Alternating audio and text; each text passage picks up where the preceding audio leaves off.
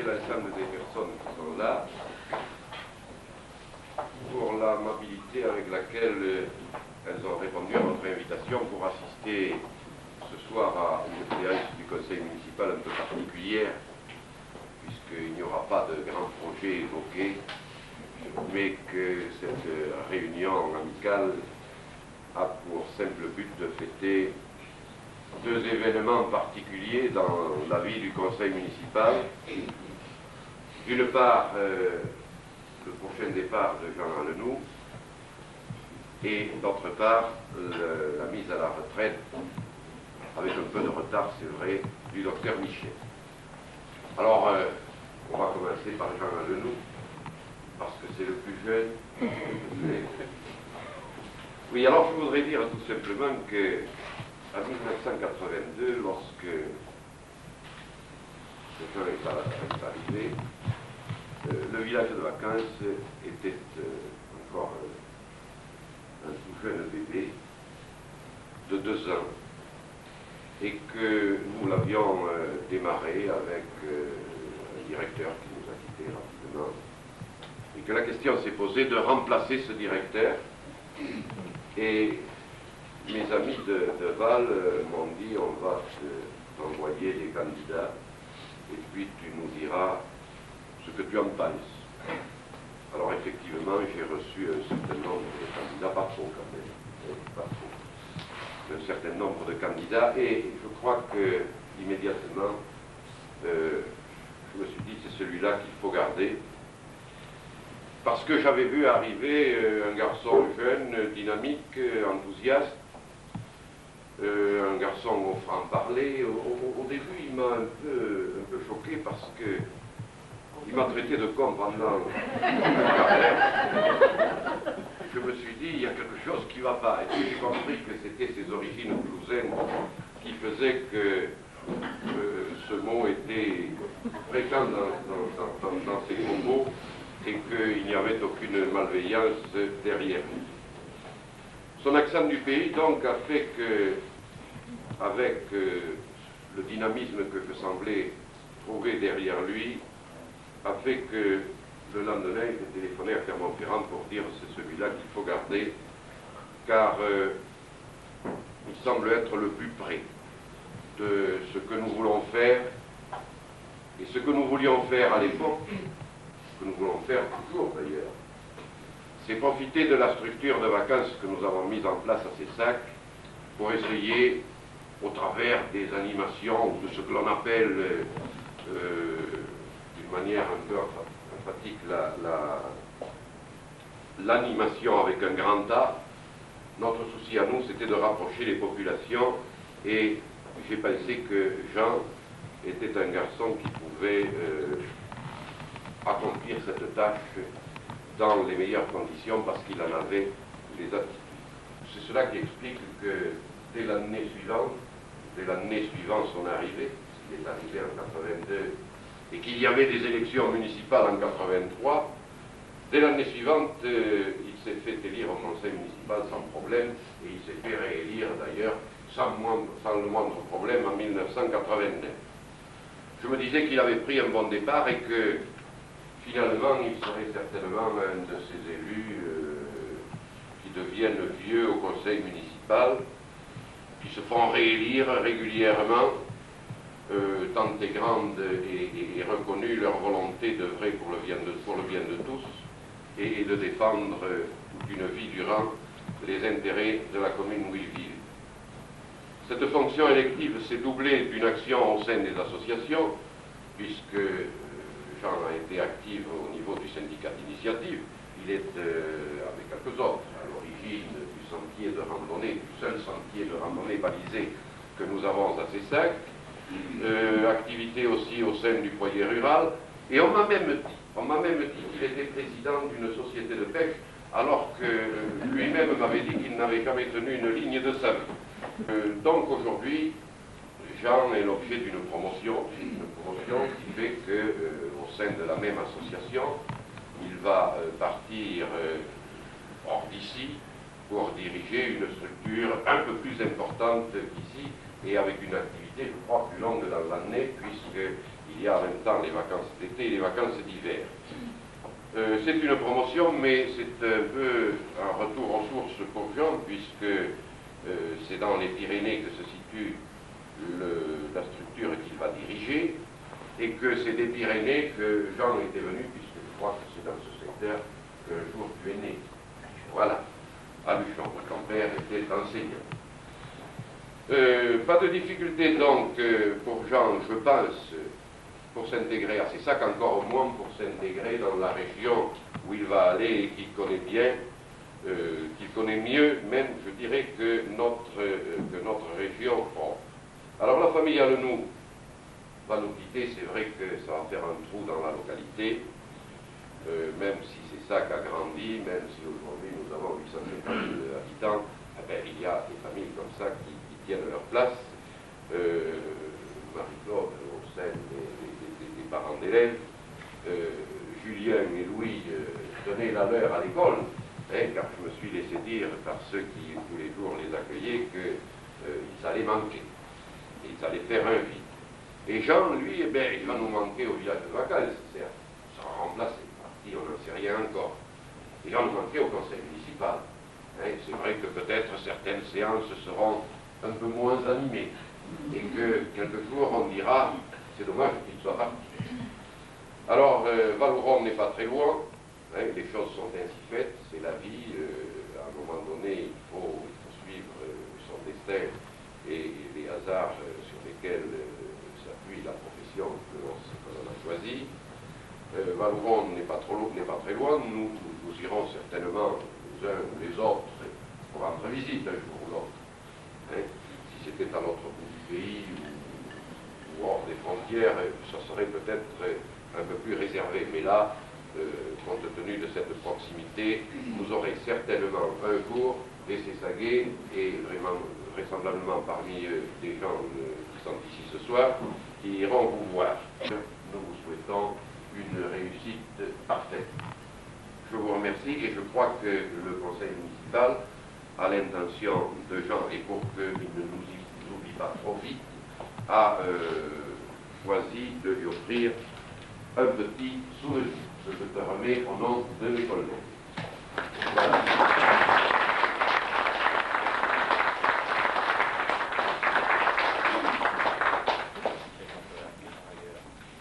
Merci beaucoup. Et puis,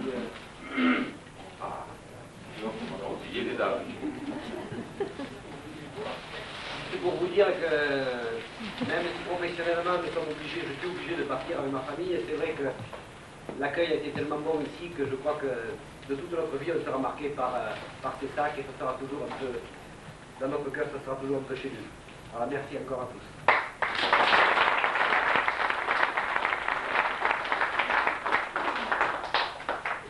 Décidément, on va passer au suivant. Bon, alors le suivant, c'est le docteur Michel, pour qui nous fêtons ce soir le départ à la retraite. Je me disais, c'est avec un peu de retard, c'est vrai qu'il y a eu des vacances et que on a été préoccupé par d'autres choses, et puis tu n'étais pas là, et puis c'était d'autres qui n'étaient pas là, et alors on a remis, mais bon, il y a finalement que 3 mois, et donc ça n'est pas si grave que ça. Alors, à l'occasion des débats à la retraite, il appartient à celui qui prononce les quelques propos que je vais dire, de rappeler un peu la vie de celui dont on fête le départ. Je vais le faire très brièvement pour rappeler que Jean-Michel est né à Bessèges le 28 avril 1928, et non pas 68, parce que sur le papier que tu m'avais donné, tu avais marqué 1968, c'est un jeune retraité.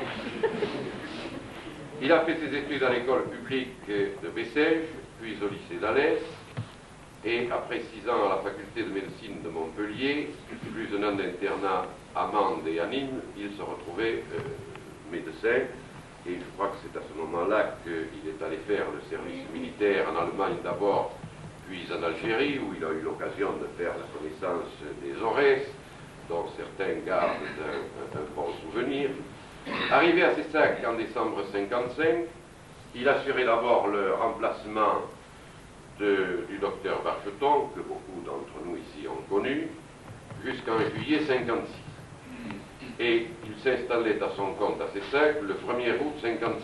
Je venais d'ailleurs, à ce moment-là, je n'ai pas retrouvé la date, d'épouser la toute gracieuse André Béguin, j'étais tenté de dire qu'il en avait le Béguin depuis longtemps, mariage duquel, eh bien, sont nés 3 enfants, dont 2 sont parmi nous ce soir. Philippe n'a pas pu venir, il est retenu à Toulouse. Voilà, alors Valérie et Eric sont là, et c'est très bien. Très rapidement, la compétence, mais aussi la gentillesse du docteur Michel furent appréciées à Cessac, et dans les villages environnants, tant il est vrai que le médecin de Cessac couvrait, et couvre encore, et couvrait à l'époque de nombreux villages dans les environs. Très rapidement, il marqua un vif intérêt pour cette commune, pour son histoire d'abord, puisqu'il a fait depuis 25 ans des études suivies sur l'histoire de Cessac. Il me dit toujours qu'il veut écrire un livre, et j'espère que maintenant il va pouvoir le faire, mais également pour l'avenir de cette commune. Et dès son installation ici, il devient très actif au sein de certaines associations. Je citerai là aussi le syndicat d'initiative, dont je crois qu'il est à l'origine. Le club olympique de Cessac, dont il assure la présidence depuis le début. Depuis le début, il est là, pas depuis le début du club. Et aussi le foyer rural, à la constitution duquel il a contribué à mes côtés et aux côtés d'autres amis qui, à l'époque, au cours des années 60, 62, 63, travaillions ensemble parce que nous étions les uns et les autres, et le docteur Michel en particulier, sensibles aux problèmes des jeunes. Et Dieu sait s'il y en avait des problèmes pour les jeunes dans cette commune où il n'y avait pas de salle de fête, où il n'y avait pas de salle pour se réunir, où il n'y avait pas de local pour les jeunes. Et très rapidement donc, avec le docteur Michel et quelques autres, dont certains sont à Cessac encore aujourd'hui, nous avons constitué le foyer rural, qui existe toujours, et grâce auquel nous avons pu mettre en place à l'époque cette grande activité qui avait rassemblé les jeunes et les moins jeunes de Cessac, et qui s'appelait le son et lumière de Cessac. Le docteur Michel faisait partie de cette équipe qui n'a pas attendu d'avoir des responsabilités communales. Nous n'étions rien à ce moment-là. Il était médecin, moi j'étais institut, un autre était pharmacien, et aucun n'était conseiller municipal. Et quand nous disions nous voulons faire quelque chose pour l'animation de cette commune, on ne se contentait pas, et je crois que M. Martin est dans la salle, oui, il est caché, on ne se contentait pas, M. Martin, de le dire, mais on le faisait. Et non seulement on le faisait, mais aussi on réussissait. Alors cela, je voulais le rappeler aujourd'hui pour dire que nous n'avons pas attendu d'être élus dans cette commune pour essayer de rechercher tout ce qui pouvait être positif pour Cessac. En 1965, après avoir pris conscience du danger qui pesait sur cette localité qui était tentée de se dépeupler à la suite de la fermeture de la mine, et je me souviens ici de réunions, bien avant d'ailleurs que nous soyons au conseil municipal, tenues avec les mineurs pour essayer de voir comment on pouvait sauvegarder cette commune. Nous étions là et il était là, à mes côtés. Donc en 1965, nous décidons de nous présenter aux élections municipales. On n'avait pas beaucoup de chance, il y avait une équipe solide en place. On a été 2 élus au premier coup, le docteur Michel et moi, ce qui me faisait lui dire il y a quelques jours, maintenant nous sommes les 2 vieux de la maison, parce que depuis 65, beaucoup d'eau avait passé sous les ponts. En 1971, il était bien entendu réélu, et il devenait maire adjoint, et il est toujours maire adjoint depuis cette date. Pendant plus de 20 ans, donc, nous n'avons pas cessé de souhaiter pour cette commune un avenir meilleur, et surtout d'essayer de mettre en place tout ce qui pouvait être réalisé pour aller dans ce sens. Si sa profession lui prenait beaucoup de temps, Et si bien souvent, lorsque nous attaquions une séance du conseil municipal, le téléphone sonnait et je disais à Michel, c'est pour toi. Effectivement, c'était quelqu'un qui était malade à Cessac ou à la Combe ou ailleurs, ou à Saint-Denis, et Michel devait nous quitter. Je dis donc que si sa profession lui prenait beaucoup de temps, je crois quand même pouvoir affirmer aujourd'hui que Jean-Michel a toujours été présent à nos côtés, à toutes les réunions quand il a pu, et surtout à nos côtés pour mettre en place les grands projets que nous avons réalisés ici. Je ne citerai pour exemple que le village de vacances, le camping, le centre culturel, la piscine, les lotissements. Ce ne sont que des exemples et les aménagements divers que nous avons réalisés dans cette commune. Nous avons avec Jean-Michel partagé de tout temps la même ambition pour notre village et nous partageons aujourd'hui, je crois, la même fierté des réalisations que nous avons menées à bien. Aujourd'hui, le docteur Michel prend sa retraite. On ne verra donc plus sa voiture foncer à toute vitesse sur les petites routes de la Montagne Noire pour l'amener au chevet d'un malade, parfois avec des routes enneigées ou verglacées et dans des conditions très difficiles. Pour ce qui est de la partie médicale, de jeunes remplaçants sont en place. Ils ont commencé leur travail, l'avenir est assuré. Mais Jean-Michel aura maintenant tout son temps pour se livrer à ses occupations favorites. Je crois que nos collègues ont pensé à l'une d'elles, pêche des champignons, les promenades dans les forêts, la recherche des fossiles ou des vieilles pierres. Mais je crois qu'il aura surtout tout son temps pour remplir sa mission d'adjoint au maire, et sachez que le maire en est réjoui. Cette dernière est certes tournée vers les problèmes culturels. C'est vrai que la fonction de Michel aujourd'hui au conseil municipal, c'est délégué ou adjoint aux affaires culturelles, mais comme dans une commune comme la nôtre, il n'y a pas de frontière entre les délégations, et il s'en est d'ailleurs rendu compte depuis les 3 mois où il est à la retraite, c'est presque quotidiennement qu'il aura à représenter le conseil municipal sur un chantier comme tout à l'heure, parce qu'il fait partie de ceux qui tout à l'heure, que je citais tout à l'heure à l'église, pour dire moi je n'y étais pas, mais il y en avait d'autres, ils étaient aussi compétents que moi. Michel, depuis qu'il est à la retraite, suit toutes les réunions de chantier, qu'il s'agisse des gîtes ruraux, qu'il s'agisse des travaux à l'église, qu'il s'agisse des travaux au Faubourg d'Autan, de l'éclairage public. Il est tous les jours sur le terrain et c'est une excellente chose. Alors, ne t'en fais pas. Nous te réserverons encore un emploi du temps relativement chargé avec des visites de chantier, certes, les réunions diverses dans la commune ou à l'extérieur, l'élaboration de projets. Tout cela va meubler la majeure partie de ton emploi du temps. Quant au week-end, eh si tu as un peu de temps de libre, tu pourras l'utiliser pour aller encourager les équipes du COS, et elles ont besoin d'être encouragées, dont tu es toujours le président et dont tu resteras certainement le président. Alors en t'adressant nos félicitations ainsi qu'à ton épouse, qui elle aussi du même coup faire une partie de ses activités. Je pense que le téléphone, la tenue du planning, quand tu arrivais, il faut aller là, bon, c'était elle qui s'en occupait, peut-être aussi les bons d'aide sociale à la fin du mois à récupérer, c'était pas ton travail, c'était le sien, tout ça c'est terminé, donc Madame Michel est aussi en partie à la retraite.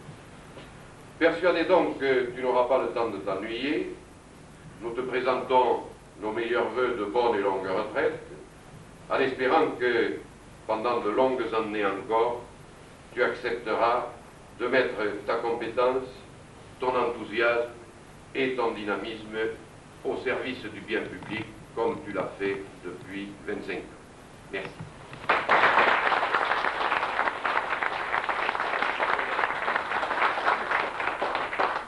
Bon, alors à toi, c'est un gène habituel. Je me fais du souci parce que déjà qu'il n'y a pas trop de poissons,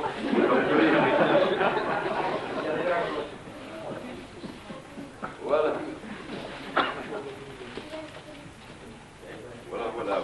pêcher. Oh, mais quand on fait la bonne pêche, on peut rendre le poisson. Bon, tu veux quelques mots? Ça te gêne? Où tu es?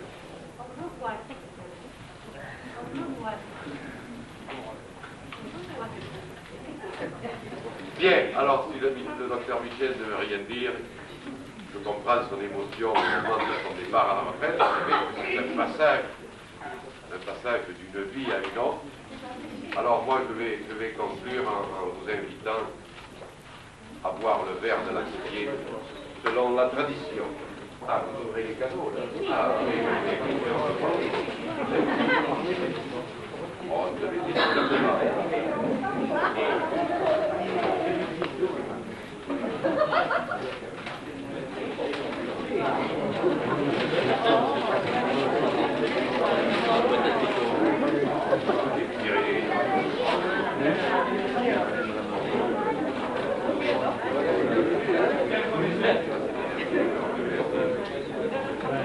Voilà, c'est qu'il est. Merci encore.